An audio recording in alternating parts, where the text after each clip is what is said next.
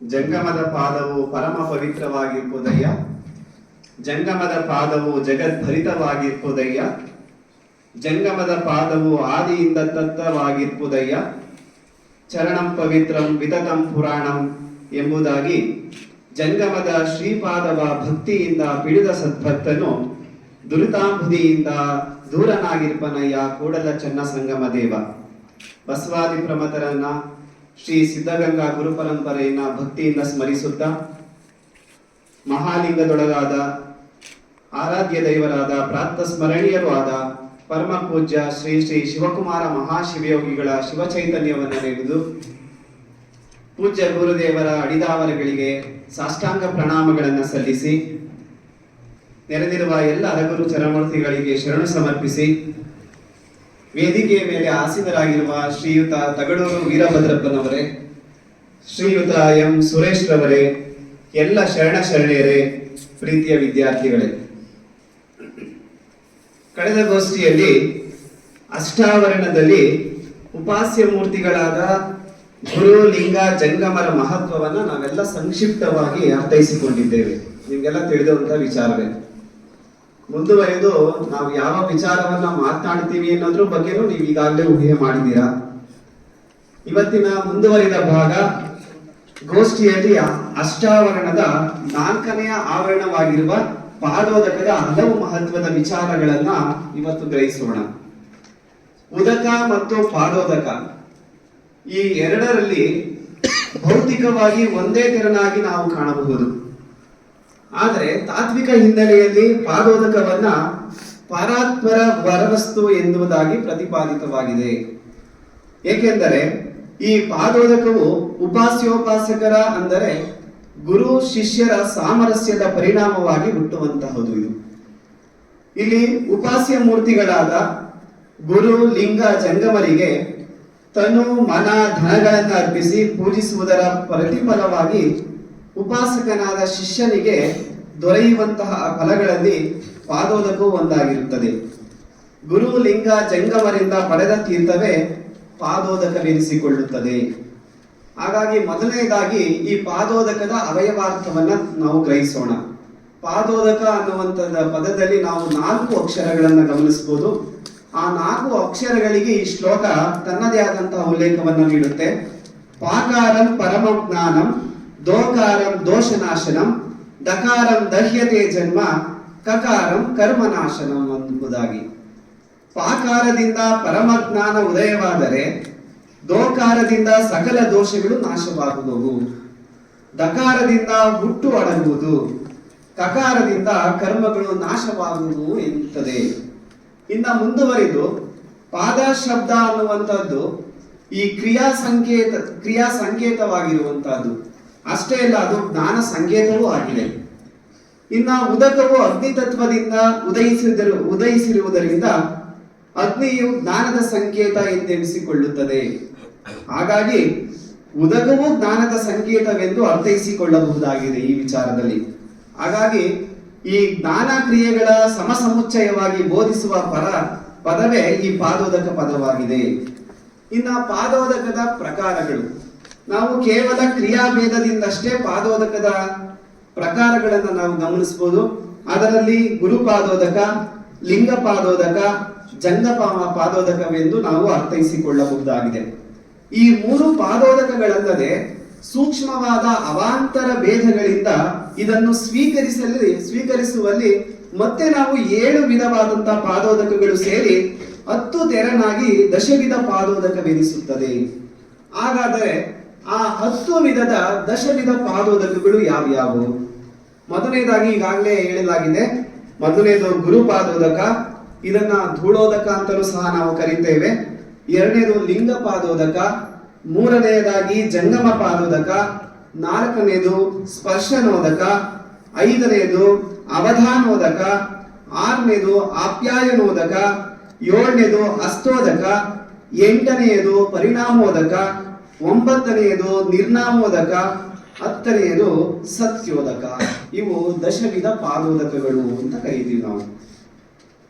ಈ ಪಾದೋದಕ ವಿಚಾರ ಅನ್ನುವುದು ಬಹಳ ಸೂಕ್ಷ್ಮವಾದಂತಹದ್ದು. ಗುರು ಶಿಷ್ಯರು ಇಲ್ಲಿ ಸಾಮರಸ್ಯವನ್ನ ಉಂಟು ಮಾಡಿಕೊಂಡು ಗುರು ತನ್ನಲ್ಲಿರುವಂತಹ ಚಿತ್ಕಳೆಯಿಂದ ಪಾದೋದಕವನ್ನ ತನ್ನ ಶಿಷ್ಯನಿಗೆ ಕರುಣಿಸ್ತಾರೆ. ಅದೇ ರೀತಿ ಧನ್ಯತಾ ಭಾವದಿಂದ ಶಿಷ್ಯನು ಸಹ ಗುರುವಿನಿಂದ ಪಾದೋದಕವನ್ನ ಪಡೆದೆ ಅಂತಕ್ಕಂಥ ಭಾವನೆಯನ್ನ ಉಂಟು ಮಾಡಿಕೊಂಡು ಅದನ್ನು ಸ್ವೀಕಾರ ಮಾಡ್ತಾರೆ. ಹಾಗಾಗಿ ಇದರಲ್ಲಿ ಸಾಕಷ್ಟು ಸೂಕ್ಷ್ಮ ವಿಚಾರಗಳನ್ನ ನಾವು ಗ್ರಹಿಸಬಹುದು. ಆದ್ರೆ ಇಲ್ಲಿ ನಾನು ಕೇವಲ ಗುರು ಶಿಷ್ಯರಿಂದ ಉದಯಿಸಿರುವಂತಹ ಪಾದೋದಕಗಳನ್ನ ಬಗ್ಗೆ ಮಾತ್ರ ಅರ್ಥೈಸಿಕೊಳ್ಳಬಹುದು. ಈ ದಶವಿಧ ಪಾದೋದಕವನ್ನ ಸ್ವೀಕರಿಸುವಂತ ಬಗೆ ಹೇಗೆ? ಇಲ್ಲಿರುವಂತವರು ಎಲ್ಲರೂ ಇಷ್ಟಲಿಂಗಧಾರಿಗಳೇ. ಪಾದೋದಕವನ್ನ ಸ್ವೀಕರಿಸುವುದು ಅತ್ಯಂತ ಸೂಕ್ಷ್ಮ ವಿಚಾರ. ಬಹಳ ಎಚ್ಚರಿಕೆಯಿಂದ ಈ ಪಾದೋದಕವನ್ನ ನಾವು ಸ್ವೀಕಾರ ಮಾಡಬೇಕು. ನೋಡಿ, ಪರಶಿವ ಸ್ವರೂಪಿಯಾದ ಜಂಗಮನ ಶಿರದಲ್ಲಿರುವ ಈ ಜ್ಞಾನವು ಕರುಣಾರಸಪೂರ್ಣವೆನಿಸಿರುವ ಹೃದಯಕ್ಕೆ ಇಳಿದು ಬಂದು ಆನಂದ ಬಾಷ್ಪಪೂರಿತ ನೇತ್ರಗಳ ಮೂಲಕ ಹೊರಟು ಪಾದದ ಅಗ್ರದಿಂದ ಅಂದ್ರೆ ಪಾದದ ತುದಿಯಿಂದ ಹೊರಹೊಮ್ಮುವ ಪವಿತ್ರ ಉದಕವನ್ನೇ ನಾವು ಪಾದೋದಕವೆಂದು ಪ್ರತಿನಿತ್ಯ ಸ್ವೀಕರಿಸುವುದುಂಟು. ಇದೆಲ್ಲರಿಗೂ ಗೊತ್ತಿರುವಂತ ವಿಚಾರ. ಇನ್ನ ಮುಂದಿನ ವಿಚಾರವಾಗಿರುವಂತಹದ್ದು, ಕ್ರಿಯಾಭಟ್ಟನಲ್ಲಿ ಸಿದ್ಧವಾದ ಪಾದೋದಕವನ್ನ ಮೊದಲು ಕ್ರಿಯಾಮೂರ್ತಿಯು ಮುಂದಿರುವ ಭಕ್ತನಿಗೆ ಉಪಾಸ್ಯನೆಂಬ ಭಾವನೆಯಿಂದ ಶರಣು ಮಾಡಿ ಅದನ್ನ ಸೇವಿಸಬೇಕು. ಈಗಾಗಲೇ ಪಾದೋದಕವನ್ನ ಶಿಷ್ಯ ಗುರುವಿನಿಂದ ಪಡ್ಕೊಂಡಿದ್ದಾರಾಗ್ಲೇ. ಆ ಸಿದ್ಧವಾಗಿರುವಂತಹ ಪಾದೋದಕವನ್ನ ಸ್ವೀಕರಿಸುವಂತ ಬಗೆ ಹೇಗೆ ಅಂದ್ರೆ, ಕ್ರಿಯಾಮೂರ್ತಿ ಅಂದ್ರೆ ಇಲ್ಲಿ ಯಾರು ಪಾದೋದಕವನ್ನ ನೀಡಿದ್ದಾರೆ ಅವರು ತನ್ನ ಮುಂದೆ ಕೂತಿರುವಂತಹ ಭಕ್ತನಿಗೆ ಶರಣು ಮಾಡಿ. ನೋಡಿ, ಇಲ್ಲಿ ಗುರು ಬೇರೆ ಅಲ್ಲ, ಶಿಷ್ಯ ಬೇರೆ ಅಲ್ಲ ಅನ್ನುವಂತಹ ಭಾವನೆ ಉಂಟಾಗಬೇಕು ಈ ಪಾದೋದಕದ ಸಾಮರಸ್ಯದಲ್ಲಿ. ಗುರುವು ಸಹ ಶಿಷ್ಯರಿಗೆ ವಂದಿಸಿ ಪಾದೋದಕವನ್ನ ಸ್ವೀಕಾರ ಮಾಡಬೇಕು. ಹೇಗೆ ಸ್ವೀಕಾರ ಮಾಡಬೇಕು? ಕ್ರಿಯಾಭಟ್ಟನಲ್ಲಿರುವ ತೀರ್ಥವನ್ನು ತನ್ನ ಪಂಚಾಂಗುಲಿಗಳಿಂದ ತೆಗೆದುಕೊಂಡು ತನ್ನ ಇಷ್ಟಲಿಂಗದ ಮೇಲೆ ಗುರು ಲಿಂಗ ಜಂಗಮಕ್ಕೆ ಎರೆಯುವನೆಂಬ ಭಾವದಿಂದ 3 ಸಲ ಎರೆಯಬೇಕು. ಪಂಚಾಂಗುಲಿ ಅಂದ್ರೆ 5 ಬೆರಳುಗಳಿಂದ ಆ ಪಾದೋದಕವನ್ನ ಲಿಂಗದ ಮೇಲೆ ಎರೆಯಬೇಕು. ಅನಂತರ ಈ ಅಂಗುಲಿಗಳಲ್ಲಿ ಸೂಕ್ಷ್ಮವಾಗಿ ನಿಂತಿರುವ ತೀರ್ಥವನ್ನ ಮೊದಲು ಸ್ವೀಕರಿಸಬೇಕು. ಇದನ್ನೇ ನಾವು ಗುರುಪಾದೋದಕ ಎಂದು ಕರೆಯುತ್ತೇವೆ. ನಂತರ ಲಿಂಗಕ್ಕೆ ಎರೆದಿರುವ ವಾಮಹಸ್ತ ಅಂದ್ರೆ ಎಡಗೈಯ ಮೇಲಿರುವಂತಹ ಲಿಂಗ ಇದೆಯಲ್ಲ, ಆ ಲಿಂಗದ ಮೇಲೆ ಪಾದೋದಕ ಎರೆದಿರ್ತಾರೆ ಗುರುಗಳು. ಆ ಪಾದೋದಕವನ್ನ ಅವರು ಸ್ವೀಕಾರ ಮಾಡ್ತಾರೆ. ತದನಂತರದಲ್ಲಿ ಅದನ್ನ ಲಿಂಗ ಪಾದೋದಕ ಎಂದು ಕರೆಯುತ್ತೇವೆ. ಆ ನಂತರದಲ್ಲಿ ಗುರುಗಳು ತಾವು ಸ್ವೀಕರಿಸಿದಂತಹ ಪಾದೋದಕವನ್ನ ಭಕ್ತನಿಗೆ ನೀಡ್ತಾರೆ. ಆಗ ಭಕ್ತನು ಕ್ರಿಯಾಮೂರ್ತಿಗೆ ಶರಣು ಮಾಡಿ ತಾನು ತೀರ್ಥವನ್ನ ಸ್ವೀಕರಿಸಬೇಕು. ಆ ನಂತರದಲ್ಲಿ ಪಾದೋದಕ್ಕಾಗಿ ಕಾದಿರುವ ಉಳಿದವರು ಅದನ್ನ ಸ್ವೀಕಾರ ಮಾಡಬೇಕಾಗುತ್ತದೆ. ನಂತರ ಈ ಕ್ರಿಯಾಮೂರ್ತಿಯು ಉಳಿದಿರುವಂತ ಅಂದ್ರೆ ಕ್ರಿಯಾಭಟ್ಟನಲ್ಲಿ ಉಳಿದಿರುವಂತ ಈ ಶೇಷ ಪಾದೋದಕ ಇದೆಯಲ್ಲ, ಆ ಪಾದೋದಕವನ್ನ ತಾನು ಸ್ವೀಕರಿಸಿ ಉಳಿದದ್ದನ್ನ ಶಿಷ್ಯನಿಗೆ ನೀಡಬೇಕು. ಆ ಶಿಷ್ಯನಿಗೆ ನೀಡಾದ ನಂತರದಲ್ಲಿ ಇದನ್ನ ಜಂಗಮ ಪಾದೋದಕ ಎಂದು ಕರೆಯಲಾಗುತ್ತದೆ. ತರುವಾಯ ಎಲ್ಲರೂ ಇಷ್ಟಲಿಂಗ ಪೂಜೆ ಮಾಡಿಕೊಳ್ಳಬೇಕು. ಕೇವಲ 3 ಪಾದೋದಕದ ಬಗ್ಗೆ ಹೇಳಿದ್ರಲ್ಲ, ಗುರು ಪಾದೋದಕ, ಲಿಂಗ ಪಾದೋದಕ, ಜಂಗಮ ಪಾದೋದಕ. ಹಾಗಾದ್ರೆ ಉಳಿದಿರ್ತಕ್ಕಂಥ ಇನ್ನ 7 ಸಪ್ತೋದಕಗಳು. ಹಾಗಾದ್ರೆ ಅವುಗಳನ್ನ ಹೇಗೆ ಸ್ವೀಕಾರ ಮಾಡುವಂತಹದ್ದು? ಈ ಗುರು ಶಿಷ್ಯರು ಪಾದೋದಕ ಸ್ವೀಕಾರ ಮಾಡುವಂತಹದ್ರ ಒಳಗಡೆನೆ ಏನಾಗಿರುತ್ತೆ, ಈ 7 ಅಂದ್ರೆ ಸಪ್ತೋದಕಗಳು ಸೇರಲಾಗಿರುತ್ತದೆ. ಈ ರೀತಿ ಪಾದೋದಕವನ್ನು ಸೇವಿಸುವ ಕ್ರಮದಲ್ಲಿಯೇ ಇನ್ನುಳಿದಂತಹ 7 ಪಾದೋದಕಗಳು ಮುಗಿದು ದಶವಿಧ ಪಾದೋದಕವಾಗುವುದು. ಹೇಗೆ? ಕ್ರಿಯಾಭಟ್ಟನಲ್ಲಿ ಗುರುವಿನಿಂದ ನಾವು ಪಾದೋದಕವನ್ನ ಪಡೆದುಕೊಳ್ತೀವಿ. ಕ್ರಿಯಾಭಟ್ಟನಲ್ಲಿ ಪಾದೋದಕ ಇದೆ. ಆ ಪಾದೋದಕವನ್ನ ನಾವು ಅಂದ್ರೆ ಭಕ್ತರು ಪಂಚಾಂಗುಲಿಗಳಿಂದ ತೆಗೆದುಕೊಳ್ಳುವುದನ್ನ ಸ್ಪರ್ಶನೋದಕ ಎಂದು ಕರೆಯಲಾಗುತ್ತದೆ. ನಂತರದಲ್ಲಿ ಹೀಗೆ ತೆಗೆದುಕೊಂಡದ್ದನ್ನ ಬಹಳ ಅವಧಾನದಿಂದ ಅಂದ್ರೆ ಎಚ್ಚರಿಕೆಯಿಂದ ಇಷ್ಟಲಿಂಗಕ್ಕೆ ನಾವು ಅದನ್ನ ಎರಿತೀವಲ್ಲ, ಅದನ್ನ ಅವಧಾನೋದಕ ಎಂದು ಕರೆಯಲಾಗುತ್ತದೆ. ಈ ಎರೆದ ಅಂಗುಲಿಗಳ ತೀರ್ಥವನ್ನ ನಾಲಿಗೆಯಿಂದ ಸ್ವೀಕರಿಸುವುದು. ಆ ಸ್ವೀಕರಿಸುವಂತದ್ದೇ ಆಪ್ಯಾಯನೋದಕ ಎಂದು ಕರೆಯಲಾಗುತ್ತದೆ. ವಾಮಹಸ್ತದಲ್ಲಿ ಲಿಂಗಕ್ಕೆ ಎರೆದಂತಹ ತೀರ್ಥವನ್ನ ನಾವು ಲಿಂಗಕ್ಕೆ ತೀರ್ಥವನ್ನ ಎರೆದಿರ್ತೀವಿ. ಈಗ ಅದು ವಾಮಹಸ್ತ ಎಡಗೈಯಲ್ಲಿ ಇರುತ್ತೆ. ಅದನ್ನ ನಾವು ಸ್ವೀಕಾರ ಮಾಡುತ್ತಿದ್ದೇವಲ್ಲ, ಅದನ್ನ ಹಸ್ತೋದಕ ಎಂದು ಕರೆಯಲಾಗುತ್ತದೆ. ಕಡೆಯಲ್ಲಿ ಕ್ರಿಯಾಭಟ್ಟನಲ್ಲಿರುವಂತಹ ಪಾದೋದಕವನ್ನ ಸೇವನೆ ಮಾಡಿ ನಮಗೆ ಒಂದು ತೃಪ್ತಿಯ ಭಾವನೆ ಉಂಟಾಗುತ್ತದೆ. ಅದರ ಪರಿಣಾಮವೇ ಪರಿಮಾಣೋದಕ ಎಂದು ಕರೆಯಲಾಗುತ್ತದೆ. ಇನ್ನ ತೀರ್ಥವು ಬಟ್ಟಲಲ್ಲಿ ಆಗಲಿ ಕೈಯಲ್ಲಾಗಲಿ ಉಳಿಯದಂತೆ ಸ್ವಚ್ಛ ಮಾಡುವುದೇ ನಿರ್ನಾಮೋದಕ. ಇಲ್ಲಿ ಬಹಳ ಜನ ಎಚ್ಚರಿಕೆಯಿಂದ ಇರಬೇಕು. ಎಷ್ಟೋ ಜನ ನಮ್ಮ ಆದಿಯಾಗಿ ಎಷ್ಟೋ ಜನ ತಪ್ಪುಗಳನ್ನ ಮಾಡ್ತೀವಿ ಕೆಲವು ಸತಿ. ಈ ನಾವು ತೀರ್ಥವನ್ನ ಅಂದ್ರೆ ಉದಕವನ್ನ ಪಾದೋದಕವನ್ನ ಸ್ವೀಕಾರ ಮಾಡಬೇಕಾದ್ರೆ ಅದರಲ್ಲಿರ್ತಕ್ಕಂಥ ಶೇಷವನ್ನ ನಾವು ಕೆಲವು ಸತಿ ಏನ್ ಮಾಡ್ತೀವಿ, ಬಟ್ಟೆಗೆ ಅಥವಾ ತಲೆಗೆ ನಾವು ಏನ್ ಮಾಡ್ತೀವಿ, ಅದನ್ನ ಲೇಪನ ಮಾಡ್ಕೊಂಡ್ಬಿಡ್ತೀವಿ. ಆ ರೀತಿ ಮಾಡಬಾರ್ದು. ನಮ್ಮ ಅಂಗಗಳಿಗೆ ಮಾತ್ರ ಅದನ್ನ ಲೇಪನ ಮಾಡಬೇಕು. ಅಂಗೈಯಲ್ಲಿರುವಂತಹ ಲಿಂಗ ಏನನ್ನ ಬಹಳ ಸೂಕ್ಷ್ಮವಾಗಿ ಅದನ್ನ ಸರಿಸಿ ಆ ತೀರ್ಥವನ್ನ ಸೇವಿಸಿ ಬಹಳ ಜಾಗರೂಕತೆಯಿಂದ ಉಳಿದ ಶೇಷವನ್ನ ನಮ್ಮ ಏನು ಎರಡು ಕೈಗಳಿಗೆ ಲೇಪನ ಮಾಡಬೇಕು ಅಥವಾ ಮುಖಕ್ಕೆ ಲೇಪನ ಮಾಡಿಕೊಂಡು ಅದನ್ನ ನಾವು ಸ್ಪರ್ಶ ಮಾಡಬೇಕು. ಇದನ್ನೇ ನಾವು ಕೊನೆಯದಾಗಿ ನಿರ್ನಾಮೋದಕ ಎಂದು ಕರೆಯುತ್ತೇವೆ. ತೀರ್ಥವೇ ಲಿಂಗ, ಲಿಂಗವೇ ತೀರ್ಥ ಎಂಬ ಸತ್ಯವನ್ನು ಕಂಡೇನೆಂದು ಲಿಂಗಕ್ಕೆ ವಿಭೂತಿಯನ್ನು ಧರಿಸುವುದೇ ಸತ್ಯೋದಕ. ಅದರ ಜೊತೆಗೆ ಗುರುಪಾದೋದಕ, ಲಿಂಗ ಪಾದೋದಕ, ಜಂಗಮ ಪಾದೋದಕ, ಈ 7 ಪಾದೋದಕಗಳು ಸೇರಿ ದಶವಿಧ ಪಾದೋದಕಗಳು ಎಂದೆನಿಸಿಕೊಳ್ಳುತ್ತವೆ. ಇದು ಬಹಳ ಸಹಜಾಚರಣೆಯಲ್ಲಿ ಪಾದೋದಕವನ್ನ ಸ್ವೀಕರಿಸುವಂತಹ ಬಗೆ. ಇದು ಎದುರುಗಡೆ ಮುಂದೆ ಗುರುಗಳು ಕೂತಿರ್ತಾರೆ, ನಾವು ಶಿಷ್ಯರು ಆ ಭಕ್ತಿ ಭಾವನೆಯಿಂದ ಸಹಜಾಚರಣೆಯಿಂದ ಪಾದೋದಕವನ್ನ ಸ್ವೀಕರಿಸುವಂತಹ ಬಗೆ ಇದು. ಇನ್ನ ಗುರು ಜಂಗಮರ ಪಾದೋದಕ ದೊರಕದಿದ್ದರೆ ಏನ್ ಮಾಡೋದು ಪ್ರಶ್ನೆ ಉದ್ಭವ ಆಗುತ್ತೆ. ಎಲ್ಲ ಸಂದರ್ಭದಲ್ಲಿ ನಮಗೆ ಕ್ರಿಯಾಮೂರ್ತಿಗಳು ಸಿಗೋದಿಲ್ಲ. ಆ ಸಂದರ್ಭದಲ್ಲಿ ನಾವು ಮನೆಯಲ್ಲಿ ಇಷ್ಟಲಿಂಗ ಪೂಜೆ ಮಾಡಬೇಕಾದ್ರೆ ಪಾದೋದಕವನ್ನ ಯಾವ ರೀತಿಯಾಗಿ ಸ್ವೀಕರಿಸುವುದು? ಅದು ಸಂಬಂಧಾಚರಣೆಯಿಂದ ಪಾದೋದಕವನ್ನ ಸ್ವೀಕರಿಸಬೇಕು.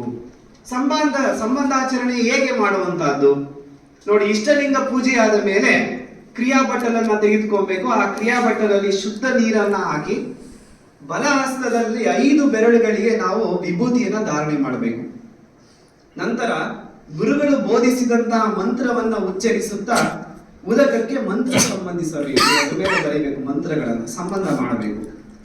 5 ಬೆರಳುಗಳನ್ನ ಪಾದೋದಕದಲ್ಲಿ ಅದ್ದಿ ಸಾವಧಾನದಿಂದ ಎಡ ಹಸ್ತದಲ್ಲಿರುವಂತಹ ಲಿಂಗದ ಮೇಲೆ 3 ಬಾರಿ ಎರೆಯಬೇಕು.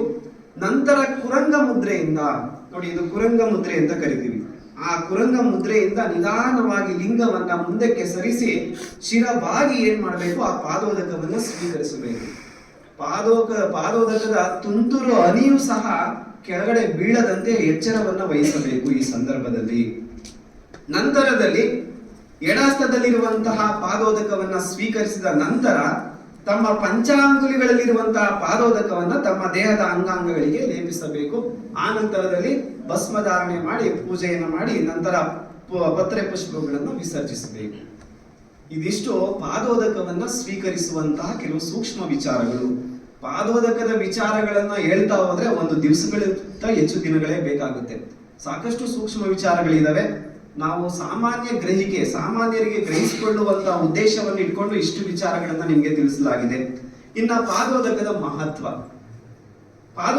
ಮಹತ್ವವನ್ನ ಮೈಲಾರ ಬಸವಲಿಂಗ ಶರಣರ ನಿರಾಭಾರಿ ವೀರಶೈವ ಸಿದ್ಧಾಂತದಲ್ಲಿ ಈ ರೀತಿಯಾಗಿ ಪಾದೋದಕದ ಮಹತ್ವವನ್ನ ಸ್ಪಷ್ಟವಾಗಿ ಪ್ರತಿಪಾದಿಸಿದ್ದಾರೆ. ನಾವೆಲ್ಲರೂ ಇದನ್ನ ಗ್ರಹಿಸಲೇಬೇಕು. ಇದು ಏನಂತ ಹೇಳಿದರೆ, ಸೃಷ್ಟಿಯೊಳಗುಳ್ಳ ಬಹುನದಿಯ ಸ್ನಾನದ ಫಲವು, ಶ್ರೇಷ್ಠವಹ ಸಪ್ತ ಸಾಗರದ ಜಳಕದ ಫಲವು, ಅಷ್ಟಷಷ್ಟಿಯ ಕೋಟಿ ತೀರ್ಥ ಯಾತ್ರೆಯ ಮಾಡಿ ಮಿಂದು ಮಡಿಯುಟ್ಟ ಫಲವು, ಇಷ್ಟ ಗುರು ಲಿಂಗ ಜಂಗಮದ ಶ್ರೀಚರಣದ ಅಂಗುಷ್ಟದಿಂದೊಗೆದ ಜಲಬಿಂದು ಸಾಸಿರ ಭಾಗ ಅಷ್ಟಕಣೆಯೆಲ್ಲವ ಫಲವೆಂಬ ಶಿವನ ಶ್ರುತಿ ಸಾರುತ್ತಿದೆ ಮೂಜಗದೊಳು. ಎಷ್ಟು ಅರ್ಥವತ್ತಾಗಿರುವಂತಹ ಮಾತು ಇದು. ಅಂದ್ರೆ ಪಾದೋದಕವನ್ನ ಸ್ವೀಕರಿಸುವ ಫಲಕ್ಕೆ ಸಮನಾದಂತಹ ಫಲ ಬೇರೊಂದಿಲ್ಲ ಅಂತಾನೆ ಇಲ್ಲಿ ಹೇಳ್ತಾರೆ. ಅದಕ್ಕೆ ಅನೇಕ ಉದಾಹರಣೆಗಳನ್ನ ಇಲ್ಲಿ ನೀಡ್ತಾ ಇದ್ದಾರೆ. ನೋಡಿ, ನಮ್ಮ ಜಗತ್ತಿನಲ್ಲಿ ಅದರಲ್ಲೂ ಭಾರತದಲ್ಲಿ ನಾವು ಗಮನಿಸಬಹುದು, ಅನೇಕ ಪವಿತ್ರ ನದಿಗಳಿವೆ. ನೋಡಿ, ಆ ಎಲ್ಲ ನದಿಗಳಲ್ಲಿ ಸ್ನಾನ ಮಾಡುವುದರಿಂದ ಲಭಿಸುವ ಫಲವಾಗಲಿ, ಶ್ರೇಷ್ಠವೆನಿಸಿದಂತಹ ಸಪ್ತ ಸಾಗರಗಳಲ್ಲಿ ಜಳಕ ಮಾಡಿದ ಫಲವಾಗಲಿ, 68 ಕೋಟಿ ತೀರ್ಥ ಕ್ಷೇತ್ರಗಳಲ್ಲಿ ಯಾತ್ರೆಗೈದು ಮಿಂದು ಮಡಿಯಾದ ಫಲವಾಗಲಿ, ಪಾದೋದಕದ 1 ಬಿಂದುವಿನ 1000 ಭಾಗಕ್ಕೆ ಸಮನಾಗುವುದಿಲ್ಲ ಅಂತ ಹೇಳ್ತಾರೆ. ಹಾಗಾಗಿ ಗುರು ಜಂಗಮರಿಂದ ಬಂದಂತಹ ಪಾದೋದಕವೇ ನಮಗೆ ಶ್ರೇಷ್ಠ. ಇನ್ಯಾವುದೂ ಶ್ರೇಷ್ಠ ಅಲ್ಲ ಅಂತಕ್ಕಂಥ ಮಾತನ್ನ ಬಸವಲಿಂಗ ಶರಣರು ಇಲ್ಲಿ ನಮಗೆ ವ್ಯಕ್ತಪಡಿಸ್ತಾ ಇದ್ದಾರೆ. ಇನ್ನ ಬಸವಣ್ಣನವರು ಪಾದೋದಕ ಪ್ರಸಾದ ಜೀವಿಯ ಕಂಡರೆ ಹೋದ ಪ್ರಾಣ ಬಂದಂತಾಯಿತು ಅಂತಕ್ಕಂಥ ಮಾತನ್ನ ಹೇಳ್ತಾರೆ. ಅಷ್ಟೇ ಅಲ್ಲ, ಪಾದೋದಕವೇ ಪುಣ್ಯ, ಪಾದೋದಕವೇ ಮರುಜೇವಡಿ, ಸದ್ಭಕ್ತರು ಪಾದೋದಕ್ಕಾಗಿ ಬಾಯ್ದೆರೆಯುವವರಲ್ಲದೆ ಅನ್ಯಕ್ಕೆ ಆಶಿಸುವುದಿಲ್ಲ ಎನ್ನುತ್ತಾರೆ. ಇನ್ನ ನಮ್ಮ ಶಿವಯೋಗಿ ಸಿದ್ದರಾಮೇಶ್ವರರು ತಮ್ಮ ವಚನದಲ್ಲಿ ಪಾದೋದಕದ ಮಹಾತ್ಮೆಯನ್ನ ಈ ರೀತಿಯಾಗಿ ಉಲ್ಲೇಖ ಮಾಡ್ತಾರೆ. ಪಾದೋದಕವೆಂಬುದು ಪರಮಾತ್ಮನ ಚಿದ್ರೂಪು ನೋಡ, ಪಾದೋದಕವೆಂಬುದು ಮೋಕ್ಷದ ಮಾರ್ಗ ನೋಡ, ಪಾದೋದಕವೆಂಬುದು ಪಾಪದ ಕೇಡು ನೋಡ, ಪಾದೋದಕವೆಂಬುದು ಪ್ರಮಥರ ಇರುವು ನೋಡ, ಪಾದೋದಕವೆಂಬುದು ಮಲ್ಲಿಕಾರ್ಜುನನ ಮಹಿಮೆ ನೋಡ ಎಂದಿದ್ದಾರೆ. ಒಟ್ಟಾರೆಯಾಗಿ ಈ ಪಾದೋದಕವು ಪಾಪವೆಂಬ ಕೆಸರನ್ನ ಒಣಗಿಸುತ್ತದೆ, ಜ್ಞಾನ ಜ್ಯೋತಿಯನ್ನ ಪ್ರಜ್ವಲಗೊಳಿಸುತ್ತದೆ, ಅಕಾಲ ಮೃತ್ಯು ಭಯವನ್ನ ಭವರೋಗವನ್ನ ನೀಗಿಸುವಲ್ಲಿ ಪಾದೋದಕವು ಬಹಳ ಮಹತ್ವದೆನಿಸುತ್ತದೆ. ಆದ್ದರಿಂದ ಪಾದೋದಕವನ್ನ ಒಂದೇ ಮಾತಿನಲ್ಲಿ ಪರಬ್ರಹ್ಮ ಅಂತ ಕರೀತಾರೆ. ಅರ್ಥವತ್ತಾಗಿರುವಂತಹ ಮಾತು. ಪ್ರತಿಯೊಬ್ಬ ಸಾಧಕನಿಗೆ ಚೈತನ್ಯವನ್ನ ತಂದುಕೊಡುವ ಶ್ರೇಷ್ಠ ಸಂಪತ್ತುಗಳೆಂದರೆ ಗುರು, ಲಿಂಗ, ಜಂಗಮ, ಅದರ ಜೊತೆಗೆ ಪಾದೋದಕ ಮತ್ತು ಪ್ರಸಾದಗಳು. ಒಟ್ಟಾರೆಯಾಗಿ ಇವುಗಳನ್ನ ಚತುರ್ವಿಧ ಸಾರಾಯ ಸಂಪತ್ತುಗಳು ಎನ್ನುತ್ತೇವೆ. ಈ ಚತುರ್ವಿಧ ಸಾರಾಯ ಸಂಪತ್ತಿನಲ್ಲಿ ಇವತ್ತು ನಾವು ಪಾದೋದಕವನ್ನ ಮಹತ್ವವನ್ನ ತಿಳಿದುಕೊಂಡಿದ್ದೇವೆ. ಮುಂದಿನ ಗೋಷ್ಠಿಯಲ್ಲಿ ನಾವು ಪ್ರಸಾದದ ಮಹತ್ವವನ್ನ ಅರಿಯುವಂತವರಾಗಬೇಕು ಅಂತಕ್ಕಂಥ ಮಾತನ್ನ ಇಲ್ಲಿ ಹೇಳಿ, ಇಂದಿನ ಶಿವತತ್ವ ಚಿಂತನಾ ಗೋಷ್ಠಿಯಲ್ಲಿ ಇಬ್ರು ಚಿಂತಕರುಗಳ ಮಾತನ್ನ ನಾವೆಲ್ಲ ಆಲಿಸ್ಕೊಂಡು ಬಂದಿದ್ದೀವಿ. ನಾವು ನಿಜಕ್ಕೂ ಇವತ್ತು ಕಲ್ಯಾಣವನ್ನ ನಮ್ಮ ಮುಂದೆ ತೆರೆಸುವಂತ ಕೆಲಸವನ್ನು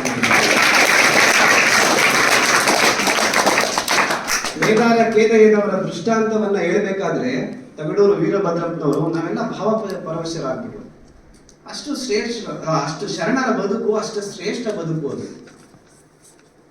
ಸಾಕ್ಷಾತ್ ಸಿದ್ದರಾಮೇಶ್ವರ ಜೀವನ ಚರಿತ್ರೆಯನ್ನೇ ನಮ್ಮ ಮುಂದೆ ಅವರ ಶಿವ ಬದುಕವನ್ನ ವ್ಯಕ್ತಪಡಿಸಿದಂತವರು ನಮ್ಮ ಸುರೇಶ್ ರವರು. ಇಬ್ಬರು ಸಹ ಸದಾಕಾಲ ನಮ್ಮ ಶ್ರೀಮಠದ ಒಳಿತನ್ನ, ಶ್ರೀಮಠದ ಸೇವೆಗೆ ತಮ್ಮ ಜೀವನವನ್ನ ಮುಡುಪಾಗಿಟ್ಟಂತವರು. ವಿಶೇಷ ಏನಂದ್ರೆ ಸುರೇಶ್ ಸರ್ ಅವರು ನಾವು ವಿದ್ಯಾರ್ಥಿಗಳಾಗಿದ್ದಾಗ ಅವರು ಕೆಮಿಸ್ಟ್ರಿ ವಿಭಾಗದಲ್ಲಿ ಬೋಧನೆಯನ್ನ ಮಾಡ್ತಿದ್ರು ಸಿದ್ಧಗಂಗಾ ಪದವಿ ಪೂರ್ವ ಕಾಲೇಜಿನಲ್ಲಿ. ನನಗೆ ಇಷ್ಟು ಶರಣರ ಚಿಂತನೆಗಳನ್ನ ಇಷ್ಟು ಆಳವಾಗಿ ಅಧ್ಯಯನ ಮಾಡಿದ್ದಾರೆ ಅಂತಾನೆ ಗೊತ್ತಿಲ್ಲ. ನಾವೆಲ್ಲ ಕೆಮಿಸ್ಟ್ರಿ ಬಗ್ಗೆ ಮಾತ್ರ ನೋಡ್ತಾ ಇದ್ವು. ಅವೆಲ್ಲ ನಮ್ಗೆಲ್ಲ ಬಾಂಡ್ಸ್ಗಳ ಬಗ್ಗೆ ಹೇಳ್ತಾ ಇದ್ರು, ರಿಯಾಕ್ಷನ್ಸ್ ಬಗ್ಗೆ, ಆರ್ಗ್ಯಾನಿಕ್ ಕೆಮಿಸ್ಟ್ರಿ, ಇನ್ಆರ್ಗ್ಯಾನಿಕ್ ಕೆಮಿಸ್ಟ್ರಿಗಳ ಬಗ್ಗೆ ಅಷ್ಟೇ ಹೇಳ್ತಾ ಇದ್ರು. ನಾವು ಅವರನ್ನ ಒಂದು ಮುಖವನ್ನ ನೋಡ್ದು, ಇವತ್ತು ಇನ್ನೊಂದು ಮುಖವನ್ನ ನೋಡಿದಾಗ ಶರಣ ತತ್ವಗಳಂತ ನಮ್ಮ ಜೀವನದಲ್ಲಿ ಯಾರು ತಮ್ಮ ಜೀವನದಲ್ಲಿ ಶರಣರ ತತ್ವಗಳನ್ನ ಅಳವಡಿಸ್ಕೊಂಡಿರ್ತಾರೋ ಅವರ ಬಾಯಿಂದ ಮಾತ್ರ ಇಂಥ ಮಾತುಗಳು ಬರುವುದಕ್ಕೆ ಸಾಧ್ಯ. ಅವರು ಇವತ್ತು ತಮ್ಮ ಅನುಭವದ ಮಾತನ್ನ, ಅಂದ್ರೆ ನಿಜವಾಗಿಯೂ ಜೀವನದಲ್ಲಿ ಅಳವಡಿಸಿಕೊಂಡಂತ ವಿಚಾರಗಳನ್ನ ಮಾತ್ರ ನಮ್ಮ ಮುಂದೆ ವ್ಯಕ್ತಪಡಿಸಿದ್ದಾರೆ ಅಂತ ನಾವೆಲ್ಲ ಭಾವಿಸ್ತಾ ಇದ್ದೀವಿ. ಇನ್ನ ನಮ್ಮ ತಗಡೂರು ವೀರಭದ್ರಪ್ಪನವರು, ಅವರು ಅಷ್ಟೇ ಪ್ರಶಾಂತವಾಗಿ ಕುತ್ಕೊಂಡಿದ್ರು, ಅವರ ಮಾತು ಅಷ್ಟೇ ಪ್ರಶಾಂತವಾಗಿತ್ತು. ನಮಗೆ ಸಮಯ ಹೋಗಿದ್ದೇ ಗೊತ್ತಾಗಿಲ್ಲ ಅಂತ ನಮ್ಮ ಭಾವನೆ ಇದೆ. ಇಷ್ಟು ಬೇಗ ಸಮಯ ಇವತ್ತಿನ ಗೋಷ್ಠಿಯ ವಿಶೇಷತೆ ಏನು ಅಂದ್ರೆ ಇಷ್ಟು ಬೇಗ ಸಮಯ ಹೊರಟೋಯ್ತಾ ಇದು, ನನ್ನ ಪಾಲಿನ ಕರ್ತವ್ಯ ಇಷ್ಟು ಬೇಗ ಬಂತ ಅಂತ ಅನಿಸ್ತಾ ಇತ್ತು ನನಗೆ ಇವತ್ತು. ಅವರಿಬ್ಬರಿಗೂ ಸಹ ಶ್ರೀಮಠದ ಅಂದ್ರೆ ನಮ್ಮ ಗುರು ಪರಂಪರೆಯ ಆಶೀರ್ವಾದ ಸದಾ ಇರುತ್ತೆ ಅಂತ ನಾನು ಭಾವಿಸಿ ನನ್ನ ಎರಡು ಮಾತುಗಳಿಗೆ ವಿರಾಮವನ್ನು ಕೊಡ್ತಾ ಇದ್ದೀನಿ. ಎಲ್ಲರಿಗೂ ಶುಭ.